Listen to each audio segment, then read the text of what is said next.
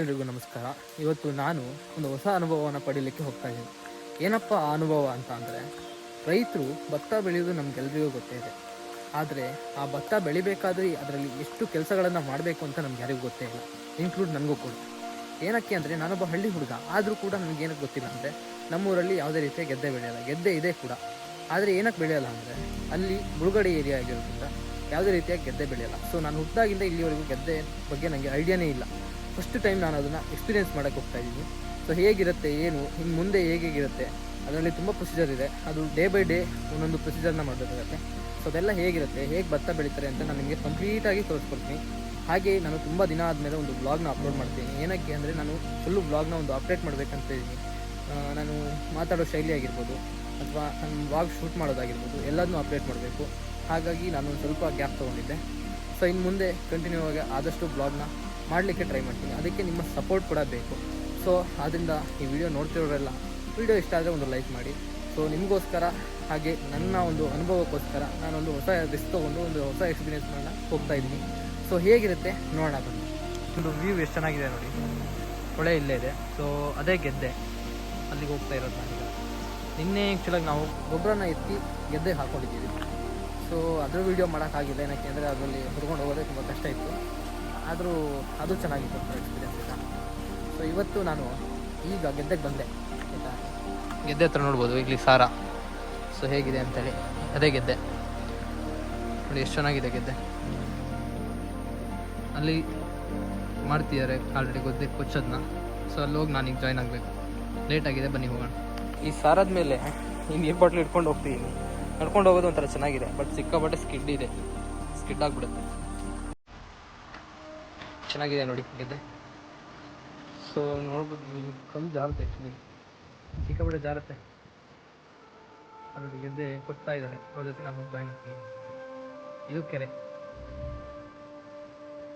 ಇವಾಗ ನಾವು ಮಾಡಬೇಕಾಗಿರೋದು ಹಂಚ್ ಕಡ್ದು ಇದನ್ನ ಕೊಚ್ಚೋದಲ್ಲಪ್ಪ, ಇದನ್ನ ಕೊಚ್ಚಬೇಕು.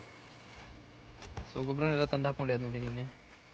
ಸೊ ಇದಿಷ್ಟರಲ್ಲಿ ಸಸಿಗಳನ್ನ ನೆಡಬೇಕಾಗತ್ತೆ. ಸರಿ, ಭತ್ತನ ಹಾಕಿದ್ರೆ ಸಸಿ ಆಗುತ್ತೆ ಇದಿಷ್ಟರಲ್ಲಿ. ಅದನ್ನ ಉಳಿದೆಲ್ಲದಕ್ಕೂ ನಾಟಿ ಮಾಡಬೇಕು. ಕೊಚ್ಚ ಸ್ಟಾರ್ಟ್ ನಮ್ಮದು.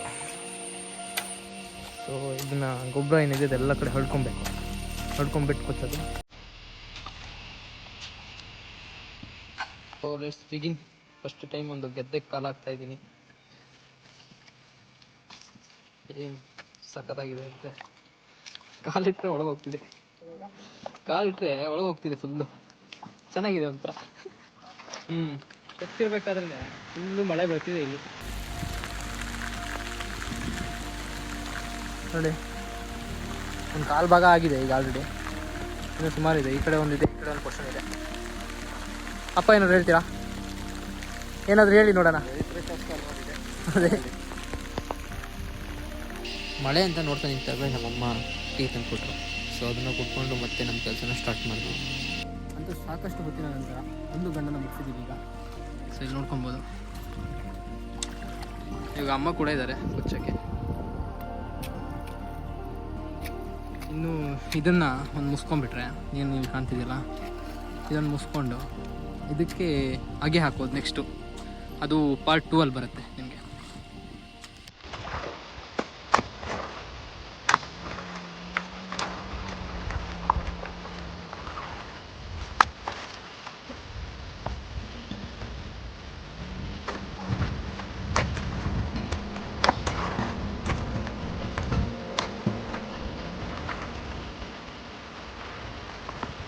ಸುಮಾರು ಹೊತ್ತಿನ ನಂತರ ನಾವು ನಮ್ಮ ಕೆಲಸನ ಮುಗಿಸಿದ್ವಿ. ನೋಡ್ಬೋದು ನೀವು ಇಲ್ಲಿ ಗೆದ್ದೆ ಕ್ಲಿಯರಾಗಿ ಕೊಚ್ಚಿದ್ದೀವಿ.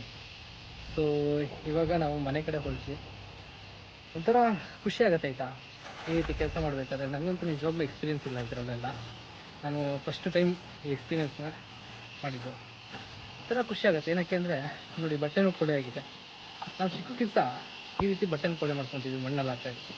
ಆದರೆ ಇವಾಗ ಫಸ್ಟ್ ಟೈಮ್ ನಾನು ಇದು ಹಸಿವನ್ನು ನೀಗಿಸೋಕ್ಕೋಸ್ಕರ ಬಟ್ಟೆ ನೀರು ಕೊಳೆ ಮಾಡ್ಕೊತೀವಿ.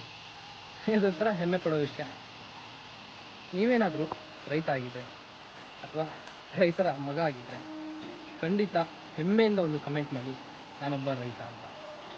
ಸೊ ಇವಾಗ ಈ ಹೊಳೆಲಿ ಸ್ವಲ್ಪ ಸೈಕಲ್ ತೊಳ್ಕೊಂಡು ಮನೆ ಕಡೆ ಹೋಗೋಣ.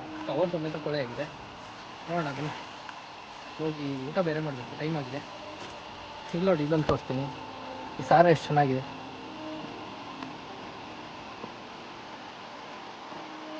ಸಿಕ್ಕಾಪಟ್ಟೆ ಜಾರಕ್ಕೆ, ಹುಷಾರ ಹೋಗ್ಬೇಕು.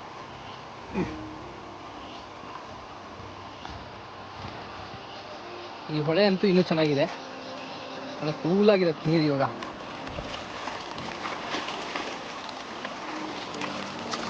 ಸೊ ಕೈಕಲ್ಲಿ ತೊಳ್ಕೊಂಡು ಮನೆ ಕಡೆ ಹೊರಡ್ತೀನಿ.